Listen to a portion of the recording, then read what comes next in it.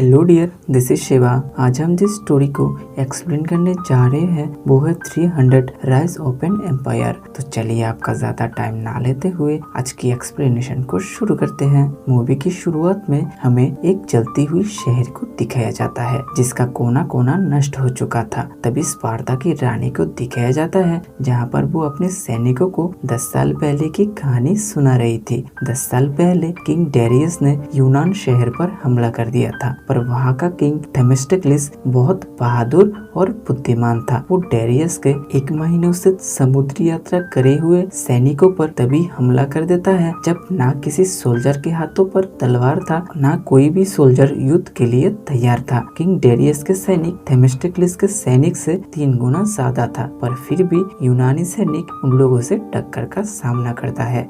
युद्ध के दौरान थेमिस्टोक्लिस किंग डेरियस को तीर से घायल कर देता है। तभी फारसी राजा डेरियस के सैनिक घबरा जाते हैं और वहां से भागने लगते हैं। किंग डेरियस के साथ उसके एकमात्र बेटा सक्सेस भी था, पर थेमिस्टोक्लिस उसे एक बच्चा समझकर छोड़ देता है जो यूनानियों के लिए सबसे बड़ा भूल होने वाला है। डेरियस अब बहुत घायल हो चुका था। तब किंग डेरियस अपने सबसे भरोसेमंद सैनिक को बुलाता है जिसका नाम आर्टिमिशिया होता है। वो बहुत पावरफुल होती है। किंग डेरियस आर्टिमिशिया से यूनानियों के बारे में सब कुछ कहता है और फिर मर जाता है। किंग डेरियस के मौत के बाद आर्टिमिशिया ने किंग डेरियस के एकमात्र बेटे जक्सस को पावरफुल बनाने के लिए गर्मी में तपती हुई रेगिस्तान में छोड़ देता है, जहाँ पर भटकते हुए जक्सस एक तांत्रिक की गुफा पर पहुंच जाता है। फिर वो एक पुल में डुबकी लगाता है, पर जब वो वहाँ से निकल आता है वो एक हैवान में बदल चुका होता है। उसके पावर के मुकाबला अब कोई नहीं कर सकता था। आर्टिमिशिया उन सब लोगों को मार देती है जो जक्सस के रास्ते पर आने वाले थे। उनमें फारसी सैनिक से लेकर किंग डेरियस के खास आदमी तक शामिल होता है। जक्सस अब पूरे फारसियों के लिए देवता बन चुका था। आर्टिमिशिया अब यूनान देश पर हमला करने के लिए तैयारी कर रही होती है। तभी हमें यूनान देश के पंचायत में दिखाया जाता है कि सब लोग जक्सस के डर से पागल हो रहा है। उन लोगों को ये बात सता रहा था कि जक्सस अब किसी को नहीं छोड़ेगा। फिर वो लोग खुद में ही लड़ पड़ते हैं। तभी हम थेमिस्टोक्लिस को देखते हैं जो सब लोगों को फिर से जक्सस के खिलाफ युद्ध के लिए हौसला दे रहे होते हैं। थेमिस्टोक्लिस कहता है देश के सब लोगों को इकट्ठा होना पड़ेगा, तभी हम जक्सस को हरा सकते हैं। तभी एक दूसरे देश के आदमी थेमिस्टोक्लिस को कहता है तुमने स्पार्ता से मदद क्यों नहीं मांगी। तभी थेमिस्टोक्लिस कहता है अगर तुम अपने जहाज हमें लड़ाई करने के लिए दोगे तो मैं खुद स्पार्ता के पास जाऊंगा और उनसे मदद मांगूंगा। फिर हमें जक्सस के सैनिकों को दिखाया जाता है जो बहुत खतरनाक दिख रहा था। इसी दौरान आर्टिमिशिया जक्सस को बताती है कि यूनान सब देश के साथ गठबंधन करना चाह रहा है जो हमारे लिए प्रॉब्लम पैदा कर सकता है। तभी जक्सस कहता है आर्टिमिशिया जब समंदर पार करने में कामयाब हो जाएगी तब जक्सस खुद सैनिकों की कमांड संभालेगा और यूनान देश की पूरी नामो निशान मिटा देगा। तभी हमें यूनान के कुछ सैनिकों को दिखाया जाता है जो हेल्प के लिए स्पार्ता के पास जा रहे होते हैं। करीब पहुंचकर थेमिस्टोक्लिस कहता है वो अकेले ही लियोनिदास जो स्पार्ता का किंग है उससे बात करने के लिए जाएगा क्योंकि उन लोगों को ज्यादा भीड़ भाड़ पसंद नहीं है। स्पार्ता में जब थेमिस्टोक्लिस पहुंचता है वो देखता है कि वहाँ पर कुछ सैनिकों के बीच गजब का फाइट हो रहा है। थेमिस्टोक्लिस एक सैनिक को जब लियोनिदास के बारे में पूछता है तभी वो कहता है तुमने आने में थोड़ी देर कर दी, फारसी तो लियोनिदास से पहले ही बात कर चुका है। तभी यहाँ पर स्पार्ता की रानी आती है। जब थेमिस्टोक्लिस स्पार्ता की रानी से बात करता है तब उसे पता चलता है कि जक्सस के साथ स्पार्ता की कोई भी सौदा नहीं हुआ था और लियोनिदास जक्सस से लड़ने के लिए ओरेकल के पास गया हुआ है जंग की परमिशन लेने के लिए। तभी थेमिस्टोक्लिस कहता है तो मैं सही वक्त पर आया हूँ और वो स्पार्ता को यूनान के साथ मिलने के लिए कहता है, पर स्पार्ता उसके प्रस्ताव को ठुकरा देता है और वो यूनान के साथ जुड़ने के लिए मना कर देता है। तभी सीन शिफ्ट होता है और हम आर्टिमिशिया को देखते हैं जिसके सैनिक एक कैदी को पकड़ के लाता है। वो एक यूनानी था इसलिए आर्टिमिशिया उसे गला काटकर मार देती है। आर्टिमिशिया कहती है यूनान के सैनिक अब जंग के लिए रेडी हो चुके हैं। तभी उनमें से एक सैनिक कहता है स्पार्ता का क्या होगा। तभी आर्टेमिसिया कहती है उनका चिंता मत करो, राजा लियोनिदास सिर्फ 300 सैनिक के साथ जंग के लिए उतरे हैं, जो जक्सस के सैनिक के सामने कुछ भी नहीं है। इसी दौरान आर्टेमिसिया को एक आदमी के ऊपर शक हो जाता है, जो असल में एक यूनानी सैनिक है। जब आर्टेमिसिया उससे बात करने की कोशिश करती है, तब वो आर्टेमिसिया के कुछ सैनिक को मारकर वहाँ से भागते हुए यूनान चला जाता है और वो थेमिस्टोक्लिस को सब कुछ खबर दे देता है, जो थेमिस्टोक्लिस को जंग में बहुत हेल्प कर सकता था। तभी थेमिस्टोक्लिस को पता चलता है कि फारसी नौसेना की कमान आर्टेमिसिया के हाथ में है। थेमिस्टोक्लिस आर्टेमिसिया को पहले से ही जानता था। तभी वो सब लोगों को आर्टेमिसिया की हिस्ट्री बताता है कि आर्टेमिसिया की माता पिता को यूनानी सैनिकों ने उसके सामने ही मार दिया था और उसे बंदी बनाकर एक प्रोस्टिट्यूट के जैसा यूज करने लगा था। तभी जब आर्टेमिसिया से यूनानी सैनिकों का मन भर गया था, तभी वो लोग उसे खूब मारता है और किसी बाजार में लाकर फेंक देता है। तभी एक फारसी दूत उसे वहां से अपने देश में ले जाता है। फिर वो आदमी उसे एक गजब का तलवारबाज बना देता है। आर्टेमिसिया का अब एक ही मकसद बन चुका था, यूनान देश का खात्मा।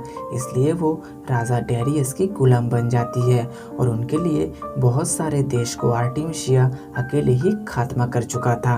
तभी थेमिस्टोक्लिस उस सैनिक के बच्चे कलिस्टो को कहता है तुम इस युद्ध के बारे में क्या सोचते हो, क्योंकि तुम इस देश का भविष्य हो। तभी कैलिस्टो कहता है मैं इस जंग में लड़ना चाहता हूँ। तभी उसके पिता कहता है तुम अभी भी बच्चा हो। फिर वो थेमिस्टोक्लिस को कहता है एक बुरी खबर है कि राजा लियोनिदास सिर्फ 300 सैनिक को लेकर नरक के द्वार में गया है जक्सस से लड़ने के लिए। अब थेमिस्टोक्लिस अपने युद्ध के लिए पूरा रेडी हो चुका था। तभी वो देखता है कि कलिस्टो भी लड़ने के लिए आया हुआ है, जिसे देखकर थेमिस्टोक्लिस बहुत खुश होता है। पर थेमिस्टोक्लिस के पास सिर्फ 50 जहाज था और आर्टेमिसिया के पास 1000, जो युद्ध में बहुत खतरनाक हो सकता है। इस तरफ हम देखते हैं कि आर्टेमिसिया अपने एक कमांडर को कुछ जहाज के साथ युद्ध के लिए भेजने वाली है और आर्टेमिसिया पीछे रहने वाली है। युद्ध का टाइम अब आ चुका था। थेमिस्टोक्लिस सबको हौसला देता है और जंग के लिए सबके मन में क्रोध का लावा पैदा कर देता है। अब समय आ गया था आर्टेमिसिया के विशाल नौसेना का सामना करने के लिए।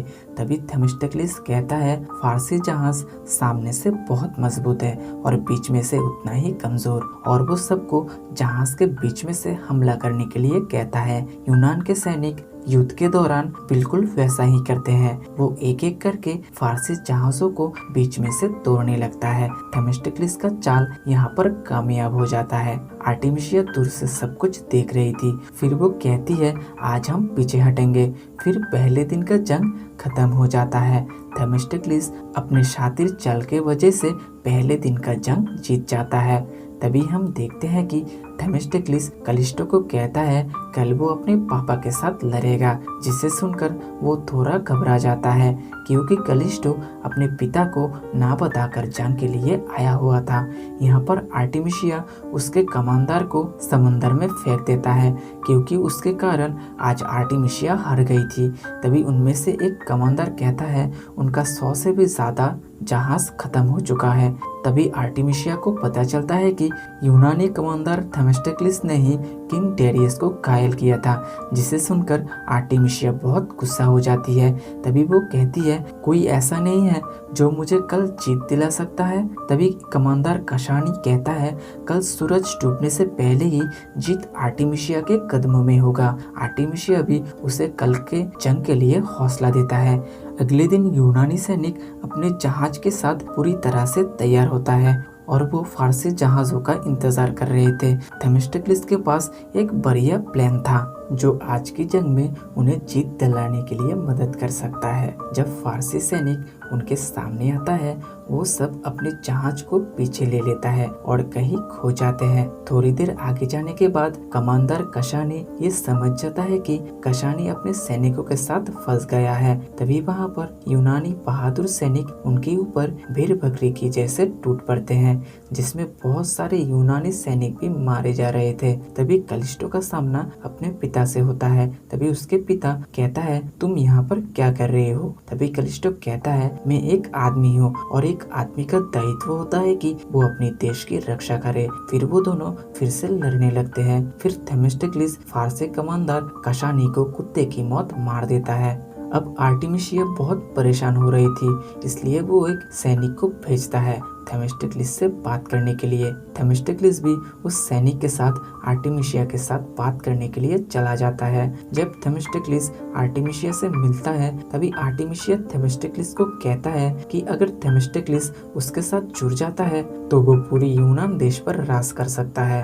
पर थेमिस्टोक्लिस उसकी बातों पर नहीं आता, इसलिए आर्टेमिसिया थेमिस्टोक्लिस को मनाने के लिए अपना सबसे बड़ा हथियार का इस्तेमाल करती है।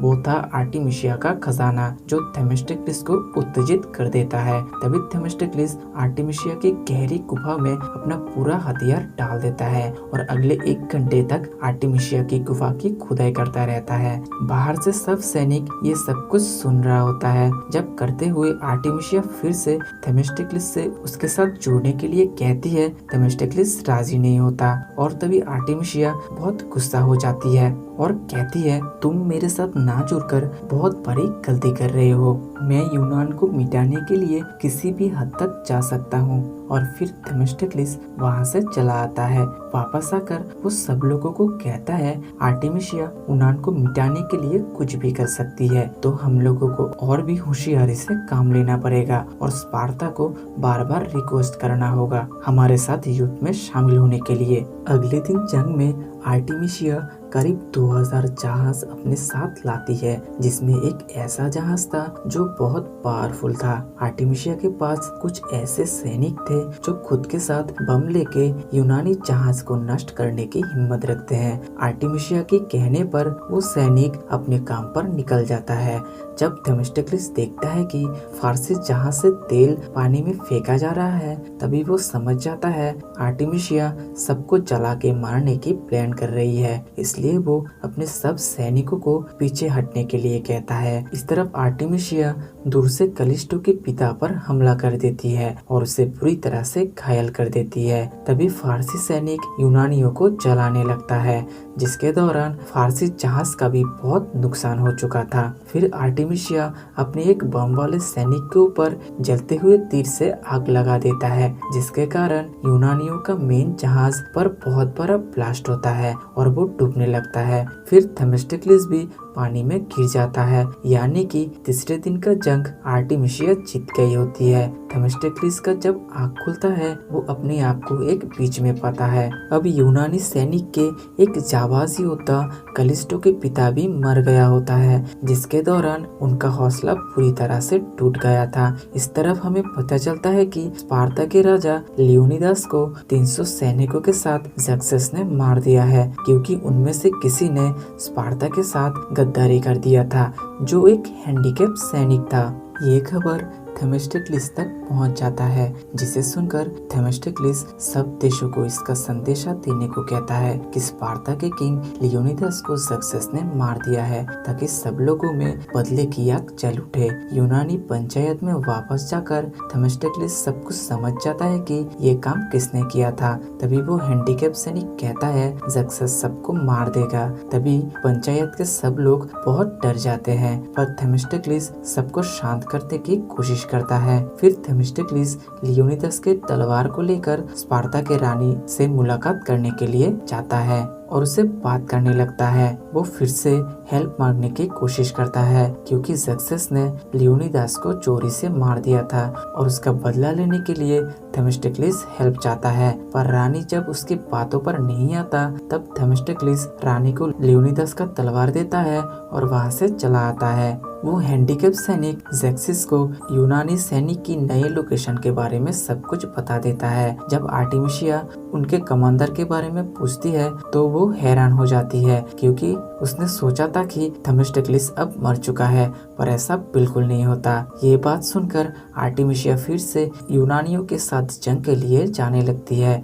तभी ज़ेक्स उसे रोक देता है और कहता है तुम अब उनके साथ नहीं जीत सकते हो, क्योंकि अब उनके साथ स्पार्ता के जाबाज सैनिक भी होंगे। पर आर्टेमिसिया ज़ेक्स की बात को नहीं सुनती और कहती है तुम अपने काम पर ध्यान लगाओ और मैं अपने काम पर ध्यान लगाता हूँ, और फिर वो वहाँ से चली जाती है। तभी थेमिस्टोक्लिस देखता है कि एथेंस के बहुत सारे देश अब आर्टेमिसिया की गुस्से का शिकार बन चुका है। यूनानी सेना अब सब दोष थेमिस्टोक्लिस पर डालने लगते हैं। इसी दौरान थेमिस्टोक्लिस कहता है हाँ मैं जिम्मेदार हूँ, क्योंकि मैंने अपने मातृभूमि को बचाने की कोशिश की है। अब अगर तुम में से कोई मेरे साथ नहीं रहना चाहते हो तो यहाँ से अपने घर जा सकते हो, पर कोई भी वहाँ से नहीं जाता। अब सब लोग आर्टेमिसिया के सैनिक के साथ लड़ने के लिए निकल पड़ता है। जंग में जाते वक्त थेमिस्टोक्लिस कलिस्टो को कहता है तुम्हें एक बात बतानी थी, तुम्हारे पिता मरते वक्त तुम पर गर्व कर रहे थे कि उसका बेटा अब एक जाबाज सिपाही बन चुका है। आज थेमिस्टोक्लिस के पास कोई भी चाल नहीं बचा, पर वो कहता है अगर वो लोग आर्टेमिसिया को मार सके तो उनका पूरा सैनिक बिखर जाएगा, तब उन लोगों को हराना हमारे लिए ज्यादा मुश्किल नहीं होगा। जंग के दौरान अब आर्टेमिसिया भी लड़ने लगती है।